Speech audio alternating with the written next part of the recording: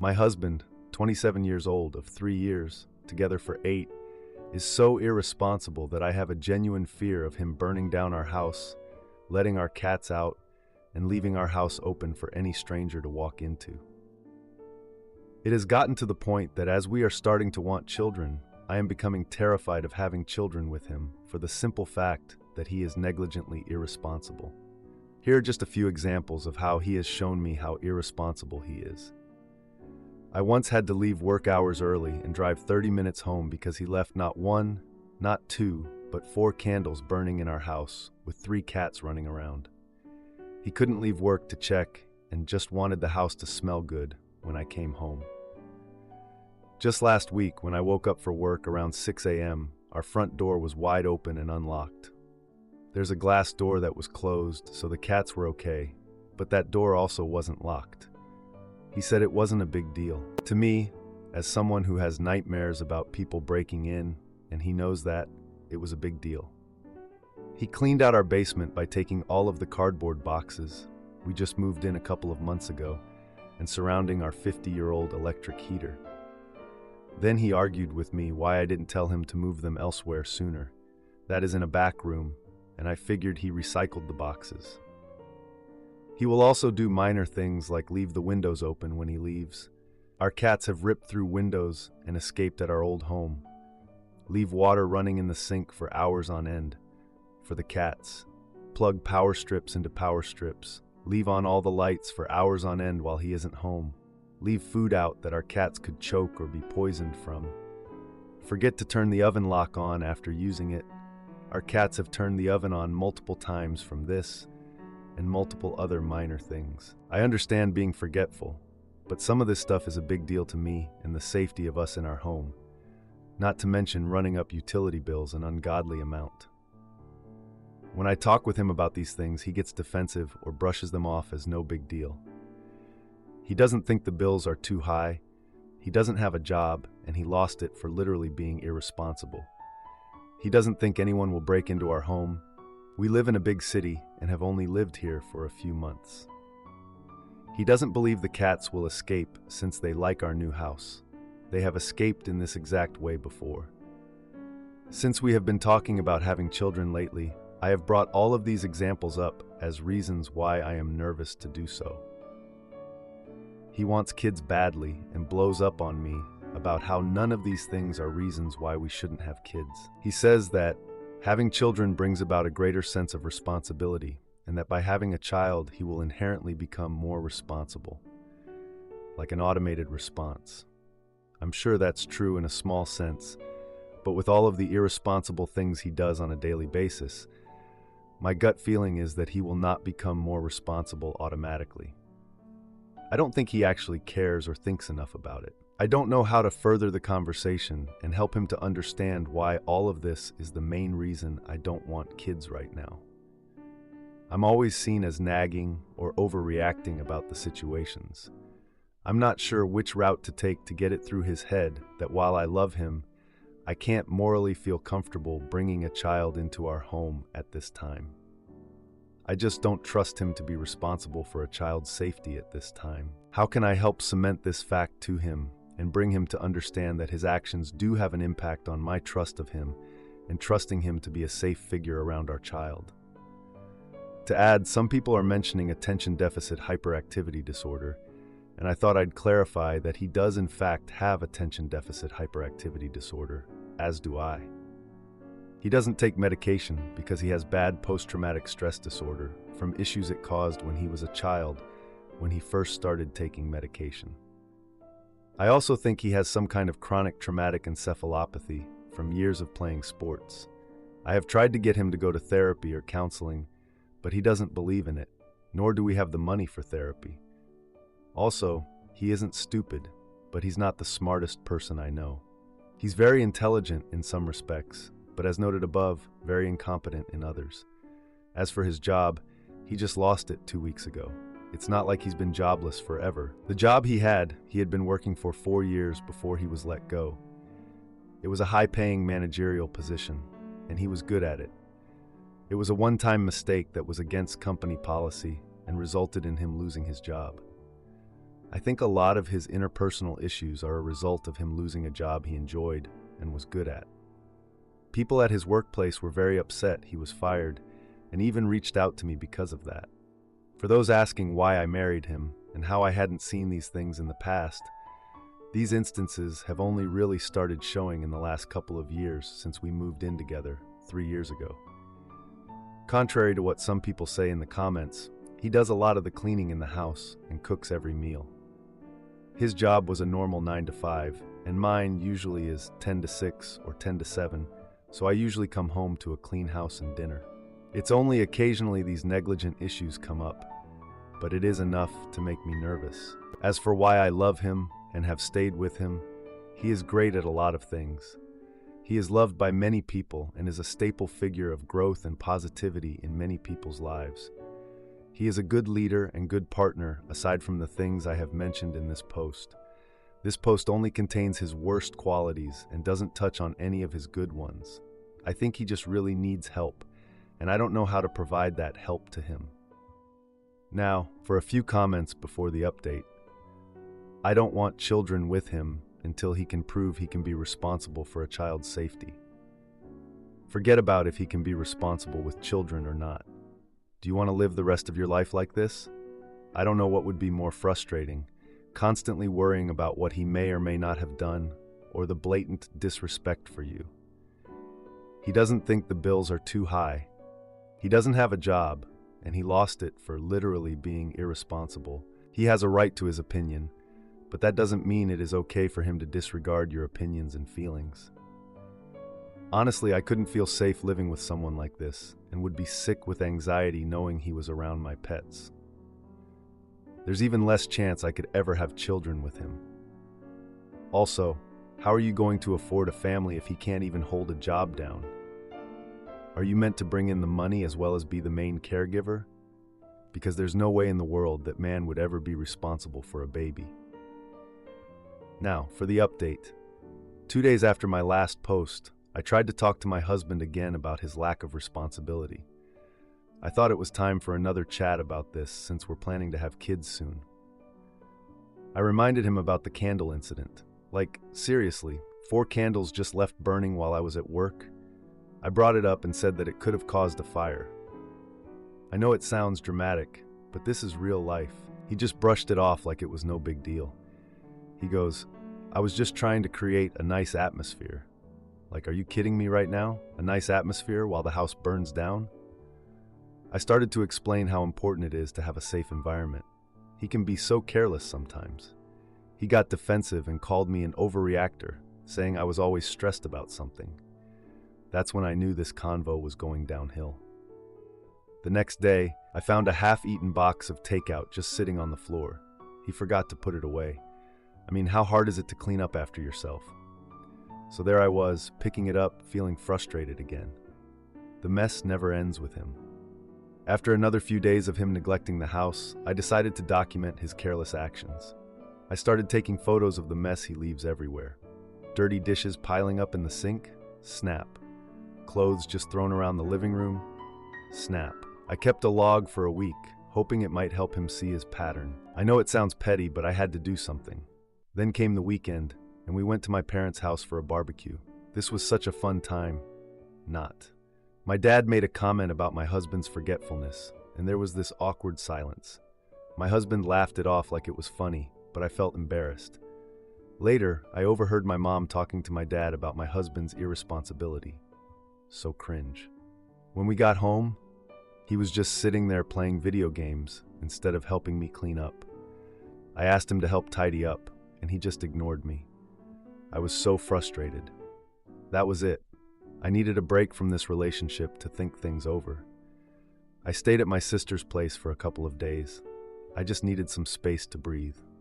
Over coffee at my sister's, I told her everything.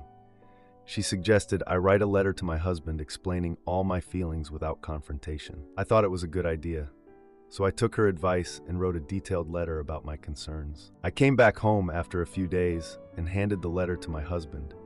He read it silently and then just threw it on the table, calling it unnecessary drama. Like, seriously? I was trying to be mature and communicate my feelings. so I planned a surprise get-together with friends to confront him in a group setting.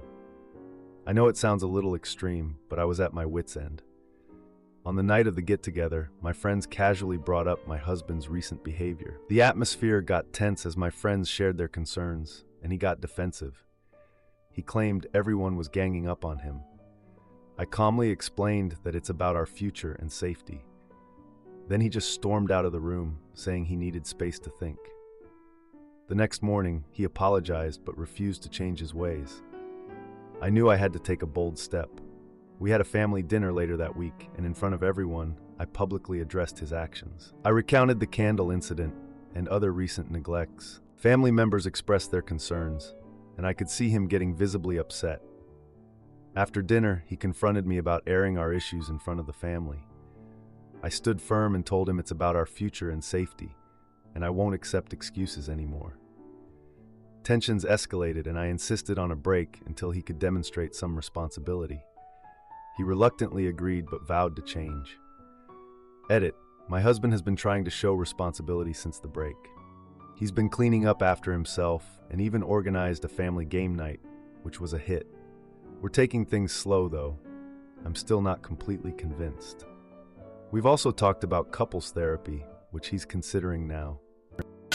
Am I the idiot for calling off my wedding after my fiancé showed more interest in his wallet than our relationship? I was supposed to get married next September, but today I texted my significant other saying I don't want to marry him anymore. I also emailed my wedding planner to tell her the same. Now, I'm questioning whether I even want to stay in this relationship. We've been together for almost 6 years. He's a good person, and I know he loves me in his way. We laugh, share interests, and things are good 80% of the time. But the wedding planning has exposed cracks I can't ignore. 3 years ago, I brought up marriage because it was important to me. His response? Why? It's not necessary. You have me, I have you. That's enough. It crushed me. He didn't see marriage the way I did, as a celebration of our love with the people who matter to us. We revisited the topic this year, especially since we now have a child. I argued for marriage sentimentally and practically. He didn't budge until we met a notary who explained the financial protections marriage offers. The moment she mentioned we could face a $100,000 inheritance fee if one of us died, he immediately agreed to get married. That should have made me happy, but it didn't. He didn't want to marry me out of love. He wanted to save money. Planning the wedding has been a nightmare. His contributions, 0. No calls, no emails, no input. I'm chasing his family for guest lists because he doesn't have time. Our venue is being difficult, and I'm the only one dealing with it. Watching him, you'd think he's a guest, not the groom. When I confronted him, his response was, I'm contributing by paying. It's not just the wedding, though. For 6 years, I've planned every birthday, every trip, every date night. He's never once done anything for my birthday, not even a dinner, while I've organized everything from theater nights to homemade dinners for him. I was planning a spa trip for his 30th, but I gave up because he's never put in that kind of effort for me. Then there's his indecisiveness. I'm always the one suggesting life plans, marriage, travel, even moving to his hometown by the sea, which was his idea to begin with. When I brought it up again last night, thinking it could be a future goal, his response was the same as always. I don't know, maybe. It's neither a yes nor a no. It hit me. I'm always the one pushing, planning, and fighting for us, like this wedding. I texted him today. I hope one day you find someone with whom life plans like marriage come naturally. I'm just not that person for you. Because I'm not, am I? The wedding, once something I was so excited about, now feels like a symbol of everything wrong between us. I don't want to marry someone who won't fight for us the way I do. But I also feel like it's my fault. I should have accepted his first no, instead of trying to change his mind. I should have walked away instead of convincing myself I'd get over it. Because I didn't. I have what I wanted, but not the way I wanted. So maybe it's a whim? So, am I the drama? Now, for a few comments before the update. Comment 1. I'm sorry it took you 6 years to get here. I think there is very little chance a relationship survives a called-off engagement. I think you papered over fundamental incompatibility in your views of marriage years ago, And everything else that happened is a result of ignoring that structural flaw. That doesn't make you the drama. People make similar mistakes all the time. It's good to understand now that you will not be happy with him instead of continuing to paper over it for another decade. The drama could have also been prevented by him stepping up, or him being willing to change, or him being willing to do things simply and only because it is important to you. He didn't. You can't make him be a different person. He will always be like this. You can't change him. Accept the relationship as is, or be prepared to move on. Having a child complicates things. Comment 2. I feel like you guys were missing love in this relationship. You cared for each other, you are raising a child, you get along, but at least he is missing this fundamental feeling of love where he wants to be with you and goes out of his way to show you love. The way you describe your love even sounds somewhat hollow, like you know how to act, so you do what needs to be done. Less out of genuine overflowing love, but respect for a partner. There's nothing wrong with realizing you deserve an equal and loving partner and ending this. Don't feel too guilty for trying to make things work for so long. You were understanding and helpful for years, trying to raise a man who was already grown into the person he wants to be. Now for the update. I texted my partner that I'm ending our wedding plans about 2 days ago. He called me a bunch of times, but I ignored them all. Finally, I texted him and asked if we could meet up. We agreed to meet at a local diner for breakfast. I got there early, feeling nervous, but ready to get this convo going. He showed up looking confused and worried. We sat down, and he immediately asked what was up. He admitted he didn't get why I was upset about the wedding planning. He thought paying for the wedding was enough of a contribution. He then changed the topic to how he thought our relationship was fine. He was quiet for a moment, clearly thinking about what I said. After a long pause, he suggested we could work on things together. We left the diner, but moments later, I saw his phone light up with a text. I glanced at it, and it was from a woman I didn't know. Later that evening, I mentioned it, and he brushed it off as a work friend. The next day, I decided to look into it more. I found her on social media and saw pics of them together at a recent event. I confronted him about it during dinner, and he looked caught off guard. He claimed it was just a casual friendship and nothing more. He insisted I was overreacting. Things got heated, and I suggested we take a break from each other. A week later, he invited me to a family barbecue at his parents' house. At the barbecue, his mom asked about the wedding, clearly unaware of our issues. His sister chimed in, joking about how I should just go elope. After the barbecue, things felt worse between us.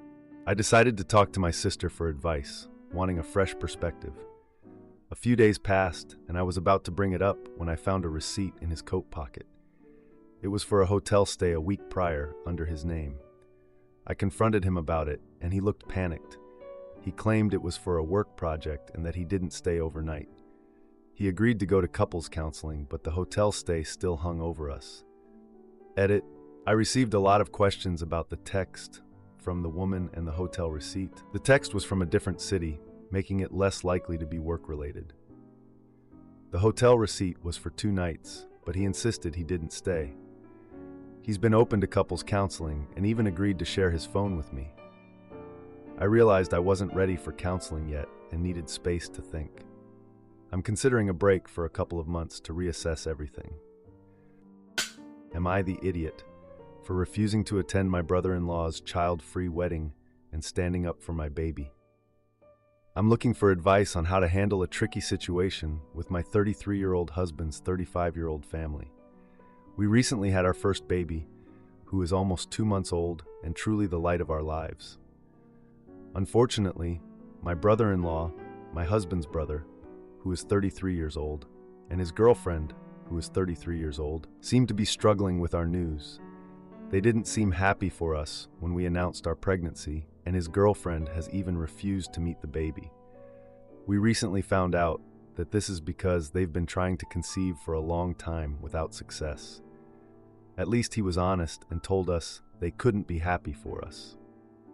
There's also tension when they do interact. For example, when my husband's brother met our daughter for the first time, my husband tried to take a picture, and his brother half smiled and said, fake smile in a way that felt pointed. Another time, the baby was staring at her uncle with a lovely happy face, and he made another unfortunate comment or joke.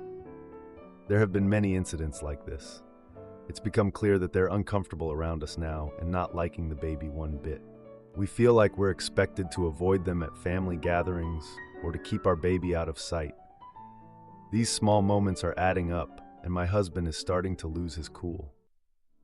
To complicate things, my brother-in-law is getting married in a few months in their home country, and we were super excited to attend with our baby. It's a multi-day event, and we saw it as a chance to reconnect with the whole family and friends. However, he recently informed us that the whole wedding event will be child-free because they've had 2 miscarriages recently, both early, around 7 weeks, and are devastated. This puts us in a difficult position. Since the wedding is abroad, it's impossible for us to leave our baby behind. I could stay home, but my husband doesn't want to go without us. We completely understand their pain, but my husband is very upset about their attitude toward our child and is considering not attending the bachelor party or the wedding at all. We've also heard that many young couples with babies have already declined the invitation because of the child-free rule. I feel terrible about this, as I know how important this wedding is for my brother-in-law and his fiancée. I'm worried that declining the invitation will provoke a major family conflict. Has anyone been in a similar situation? Do you have advice on how to handle this while keeping the peace? Is there anything we can do to make this better? We cannot hide our child, their niece, forever. Now, for a few comments before the update. Comment 1. My husband and I are trying to conceive and having struggles. We just did an in vitro fertilization cycle. It's so difficult emotionally for us both, and I honestly don't want to be around anyone with children or babies. It's too painful for me. It makes me think, what if, and affects my fragile mental state for a few days afterwards. That said, don't take it personally. They just had 2 miscarriages and aren't in the right headspace right now. To some, it seems like nothing, but to others, their babies just died. It's terrible. I would try to have a conversation with them. Explain that you can't go and leave your newborn at home, so unless an exception is made, you won't be attending. You have a whole lifetime to have a relationship with them, and God willing, they will have a family as well. But right now is just a super sensitive time for them, and for you. Don't take it personally and try to enjoy yourself and your baby. Comment 2. While I sympathize with the brother-in-law and fiancé's plight, they're lacking emotional regulation and maturity. You are not required to modify your behaviors to make them more comfortable. You also are not responsible for the whole family's feelings. I would keep it light when you respond. We would have loved to be there and celebrate you both, but have to regretfully decline. I wouldn't even give the reason of child-free. If that comes up later, you say, we absolutely respect the child-free designation and aren't able to make the wedding without bringing our newborn. We declined out of respect for your wishes, that's all. One option could be that your husband just goes, but even then, their behavior has been hurtful. Now for the update. The day after my last post, I got a text from my brother-in-law about the wedding. It was the same stuff about the child-free policy. He also said he hoped my husband and I would still come, saying how family is important. My husband was annoyed by the text and said he was frustrated over his brother's insensitivity. I decided to reach out to some other family members to see what they thought about the wedding decision. My sister-in-law told me that several families with young kids are opting out, saying how stressful and complicated it is to travel with babies. My brother-in-law's fiancé then posted a picture of the wedding venue on social media, showing this amazing lake view. I commented on the photo, saying the venue looked great and hoped everyone enjoys the day. My brother-in-law responded with a passive-aggressive remark about how the wedding will be more peaceful without kids. That was when I decided to set a boundary and told my husband that we wouldn't go if the child-free rule stayed. He agreed, saying he didn't want to force our baby into an uncomfortable situation. The day before the wedding, the family hosted a dinner for immediate relatives to talk about any last-minute details. The brother and his fiancée were late, making a big entrance while I was holding the baby. The fiancé made a snide comment about how the baby wouldn't be part of the wedding memories. My husband confronted his brother about the comment in front of the family, making the conflict worse. The brother dismissed my husband's feelings, insisting the wedding is their day and should be respected. The dinner ended quickly, with family members leaving in small groups, leaving my husband and me feeling isolated. After the dinner, I decided to organize a small gathering at our home to celebrate our baby's first month. I sent out invites, encouraging family members to join and meet the baby. The brother and his fiancée declined, saying they would be busy with wedding preparations. On the day of the gathering, several family members showed up, expressing support and excitement about the baby. My brother posted wedding updates on social media, showing their ceremony without acknowledging the baby. My brother commented on the post, saying it looked like a sad attempt to distract from the wedding. Things continued to get worse. My brother and his fiancée went on a honeymoon trip, sharing these beautiful posts online. I discovered the fiancé's blog detailing their wedding plans, revealing unflattering details about the family dynamics. I decided to share my own perspective, writing a blog post addressing the family tensions and experiences. The post went viral within the family, leading to mixed reactions and conversations among relatives. Some family members reached out to me, sharing their own experiences of feeling sidelined in family events. My brother confronted me about the blog post, accusing me of airing family drama.